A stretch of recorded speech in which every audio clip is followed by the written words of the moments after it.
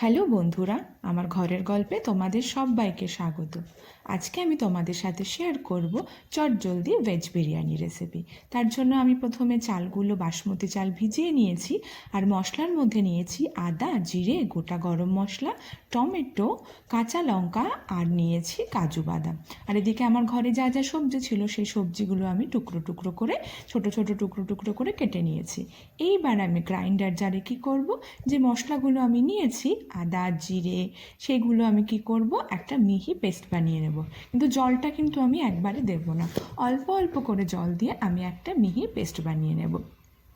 চলো, আমার পেস্টটা বানানো হয়ে গেছে। এবার আমি একটা বড় জায়গা নিয়ে নিয়েছি। এবার কি করব, সেই জায়গাটার ভেতরে আমি যে যে সবজিগুলো আমি টুকরো টুকরো করে কেটে রেখেছিলাম সেই সবজিগুলো আমি দিয়ে দিলাম। তার ভেতরে আমি দিয়ে দেব 1 কাপ দই। দেখো, আমি এর ভেতরে 1 কাপ দই দিয়ে দিয়েছি, আর যেই মশলাটা আমি বেটে রেখেছিলাম সেই মশলাটা আমি দিয়ে দিলাম।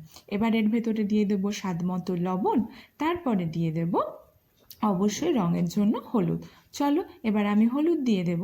হলুদ দেওয়ার পরে যে যে বেসিক মশলাগুলো লাগে তার ভেতরে আমি দিয়ে দেব লঙ্কার গুঁড়ো। দেখো, লঙ্কার গুঁড়োটা কালারের জন্য আমি এখানে দিয়ে দিলাম। তারপরে আমি কি করব, তারপরে আমি দিয়ে দেব একটু তেল। এবার তেল দেওয়ার পরে ভালো করে মশলাটা মাখিয়ে সাইডে রেখে দেব। এবার আমি কি করব, এইবার আমি গ্যাসটা জ্বালিয়ে কড়াইটা গরম হতে দেব। ঠিক এই জায়গাটাতেই কি হয়েছে, আমি ক্লিপটা নিতে ভুলে গেছি। আমি কড়াইতে একটুখানি সাদা তেল আর ঘি দিয়ে দিয়েছিলাম। তার ভেতরে তেজপাতা, গোটা গরম মশলা আর জিরা ফোড়ন দিয়ে আমি কি করেছি, যে ম্যারিনেট করা সবজিগুলো আমি দিয়ে দিয়েছি, আর সেই জায়গাটা ধুয়ে জলও আমি এর ভেতরে দিয়ে দিয়েছিলাম। দেখতেই পাচ্ছ। এবার আমি কি করেছি, হাই ফ্লেমে আমি এগুলো জাল হতে দিচ্ছি, আর এইদিকে একটা কড়াইতে আমি গরম জল বসিয়ে দিয়েছি। এবার ভাবছো তো যে বিরিয়ানি বানাবে, এটা কি হচ্ছে? চলো দেখা যাক। আমি তো বলেছিলাম এটা ইজি প্রসেস। তোমরা যারা এই প্রসেসটা ফলো করবে, আমি ড্যাম শিওর তোমরা এই প্রসেসে আবার বানিয়ে খাবে। আর যখন খাবে আমাকে কিন্তু বলবে কেমন হয়েছিল। চলো, এইদিকে আমি কিন্তু গ্যাসের ফ্লেমটা হাইতে রেখেই সবজিগুলো কষাতে দিয়েছি। যেহেতু আমরা ভেজ বিরিয়ানি বানাবো, প্রত্যেকটা ভেজিটেবল যেন আমাদের একেবারে আস্ত থাকে সেই ধ্যানটাও তো আমাদের রাখতে হবে। সেই জন্য আমরা যদি এই সবজিটা কষানোর সময় ঢেকে ঢেকে কষিয়ে ফেলি, তাহলে কি হবে, সবজিগুলো এখনোই গলে যাবে, আর যখন আমরা ভাতের সাথে ভাপে বসাবো তখন আর সবজির কোনো চিহ্নই পাওয়া যাবে না। সেই জন্য আমরা যখন সবজিটা কষাবো হাই ফ্লেমেই কষাবো। দেখো, দেখতেই পাচ্ছ ধীরে ধীরে কালারটা চেঞ্জ হয়ে আসছে আর জলটাও কমে আসছে। এইভাবে আমার হাই ফ্লেমে সবজিগুলো খুব সুন্দর করে কষাতে হবে। সত্যি বলছি, রান্নাঘরের স্মেলটা দারুণ বেরিয়ে গেছিলো। আর এই সবজির মধ্যে আমি টুকরো করে পনিরও দিয়ে দিয়েছিলাম। এইবার দেখো আমি কি করব, এইবার যেখানে আমি গরম জল বসিয়েছিলাম সেখানে আমি বাসমতি চাল যেটা ভিজিয়ে রেখেছিলাম সেটা আমি এখন এর ভেতরে দিয়ে দিলাম। আর এদিকে কিন্তু আমার সবজিগুলো রান্না হচ্ছে, সেটাও আমরা নেড়েচেড়ে দেখব, আর ভাতের দিকেও আমরা ধ্যান রাখবো। এটা বানাতে সত্যি বলছি বেশি সময় লাগবে না। আর তোমরা যারা ভাবছো যে বিরিয়ানি বানানো খুব কষ্টের, একটার পর একটা স্টেপ, তোমরা এটা ফলো করো, বুঝতে পারবে যে এটা কতটা ইজি স্টেপ আর কতটা তাড়াতাড়ি হয়ে যায়। কথা বলতে বলতে আমরা কি করলাম, যে চালটা আমি রান্না করতে দিয়েছিলাম ভাত বানানোর জন্য, তার ভেতরে আমি পরিমাণ মতো লবণ দিয়ে দিলাম। লবণের পরিমাণটা আমি আগেও বুঝিয়েছি যে তোমরা জলটা টেস্ট করবে, একটু লবণে পোড়া হবে সেইভাবে করলেই ভাতের সাথে ম্যানেজ হয়ে যাবে। এইবার এর ভেতরে আমি 1 চামচ সাদা তেল দিয়ে দিলাম। তাহলে কি হবে, তাহলে চালটা পুরো ঝরঝরে হবে আর একের সাথে আরেকটা মিশে যাবে না। তার ভেতরে আমি দিয়ে দিলাম গোটা গরম মশলা। এবার কি করতে হবে, এবার আর কিছু না, ধৈর্য ধরে আমাকে এইটা সবজিটা কষাতে হবে, আর চালটা 70% পর্যন্ত আমাকে সেদ্ধ করে নিতে হবে, আর কিচ্ছু না। এইবার আমি কি করলাম, এই যে সবজিটা আমি কষাচ্ছিলাম তার ভেতরে একটু স্বাদ মতো চিনি দিয়ে দিলাম। চিনিতে টেস্টটা খুব ভালো আসবে আর ব্যালেন্স আসবে। যেহেতু এটা ভেজ বিরিয়ানি, আমার মনে হয় ভেজ বিরিয়ানির ভেজটা একটু ঝালের সাথে সাথে সামান্য একটু ব্যালেন্সের জন্য চিনিটা দেওয়াটা খুব দরকার। দেখো, আমার সবজিটা কিন্তু খুব ভালোভাবে কষানো হয়ে গেছে।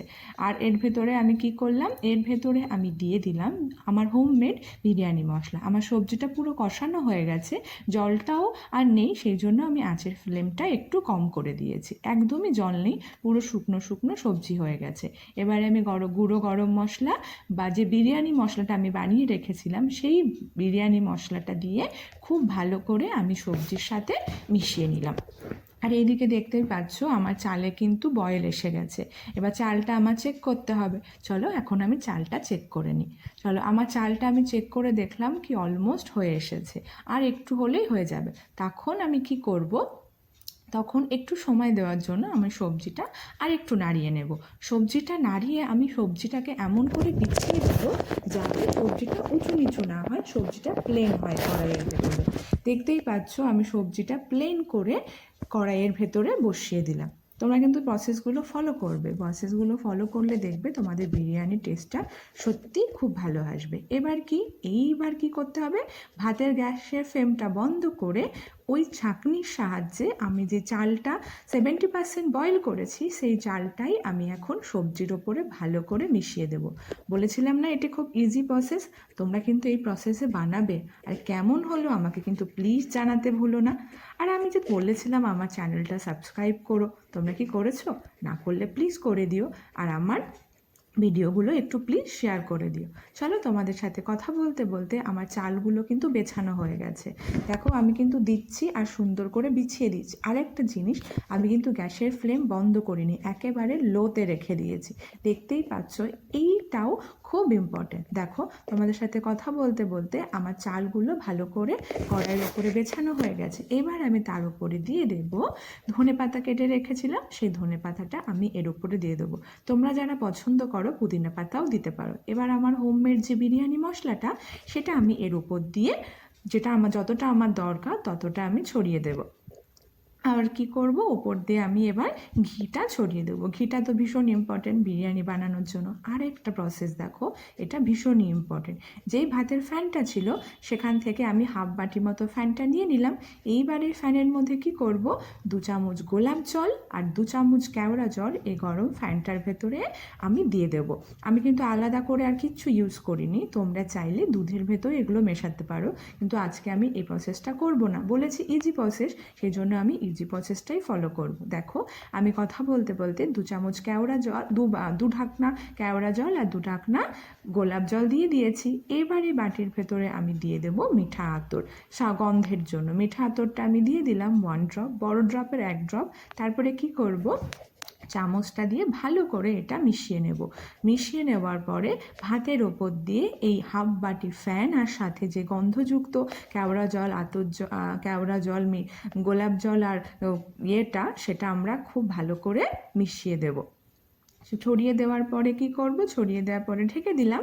ঢেকে দিয়ে এবার কি করতে হবে, ডাইরেক্টলি আর আঁচে বসানো যাবে না। এবার আমি কি করব, এইবার এই দেখো বন্ধ করার পরে যাতে ভাপ বেরিয়ে না যায়, আমি একটা লবঙ্গ নিয়ে যে ঢাকনার যে ফুটোটা ছিল সেটা আমি বন্ধ করে দিলাম। এবার আমি কি করব, এবার কিন্তু আর ডাইরেক্টলি ভাপে বসানো যাবে না, এটা আমি নামিয়ে নেব।